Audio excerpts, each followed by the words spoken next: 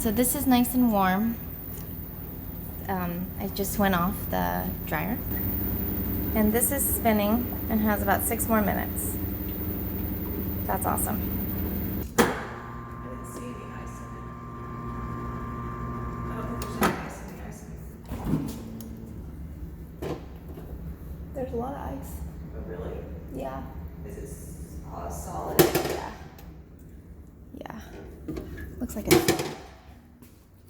I'll just do a video really quick. Oh, it's videoing. Oh, hi. Okay, so there is ice. It looks like it's kind of frozen. So what we'll do is we'll empty it, and when you come back to check it, and there's ice there, then you'll know that it's working.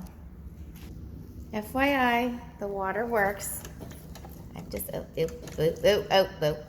the button. FYI, Don't push it this one, unless you have a towel. and then there's like a little thing. Okay, so I'll wipe this up.